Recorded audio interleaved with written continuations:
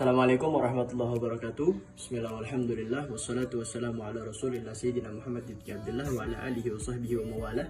Pada video pembelajaran ini, saya akan membahas secara singkat kajian historis sistem pendidikan di Indonesia serta pembaharuannya. Materi ini penting untuk memahami bagaimana pendidikan di Indonesia berkembang dari masa ke masa, mulai dari sistem tradisional hingga pendidikan modern di era reformasi. Melalui video ini, diharapkan kita bisa memahami perkembangan, pembangunan, serta tantangan pendidikan nasional secara ringkas dan jelas.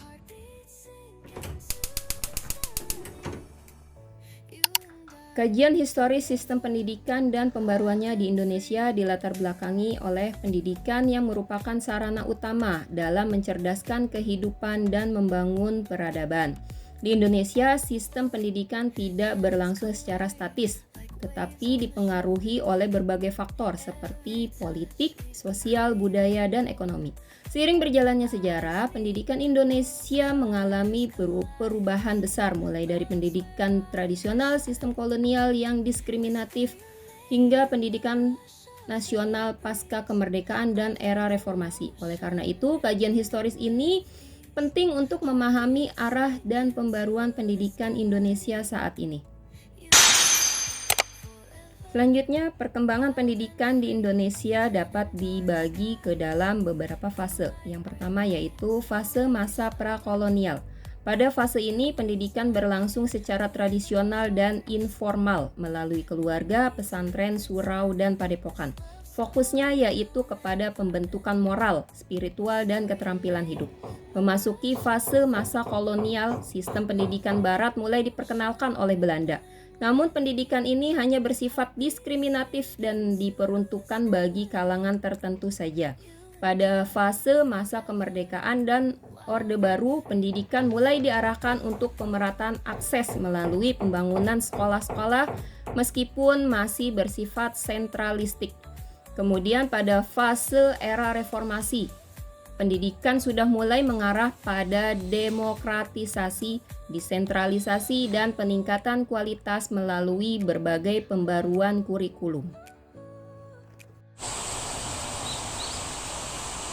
Pembaruan pendidikan di Indonesia dilakukan dalam beberapa aspek utama. Yang pertama yaitu kurikulum merdeka, dimulai dari rencana pembelajaran tahun 1947 yang memberikan fleksibilitas kepada guru dan peserta didik. Yang kedua, pembaruan kebijakan seperti Undang-Undang Sistem Pendidikan Nasional dan Program Wajib Belajar. Yang ketiga, pembaruan kelembagaan seperti berkembangnya pendidikan formal dan non-formal. Yang keempat, pembaruan teknologi terutama melalui pemanfaatan pembelajaran digital dan daring. Meskipun pembaruan banyak dilakukan di Indonesia, namun pendidikan di Indonesia masih menghadapi berbagai tantangan. Beberapa di antaranya yaitu kesenjangan mutu antar wilayah, kemudian kualitas dan profesionalisme guru yang belum merata, dan perubahan kurikulum yang terlalu cepat. Selain itu, tantangan teknologi dan infrastruktur digital juga menjadi hambatan. Hal ini menunjukkan bahwa pembaruan itu harus diiringi dengan kesiapan sumber daya dan perencanaan yang matang. Sebagai kesimpulan, sistem pendidikan di Indonesia telah mengalami perkembangan panjang dan dinamis dari masa ke masa. Pembaruan pendidikan mencakup aspek kurikulum, kebijakan, kelembagaan, dan teknologi. Namun, tantangan seperti pemerataan mutu dan peningkatan kualitas pendidikan masih perlu terus dibenahi. Oleh karena itu, pembaruan pendidikan harus dilakukan secara berkelanjutan dan kontekstual agar mampu mencetak generasi yang unggul dan berdaya saing. Kurang lebihnya kami minta maaf. Walafu minkum. Wassalamualaikum warahmatullahi wabarakatuh. Thank you for watching.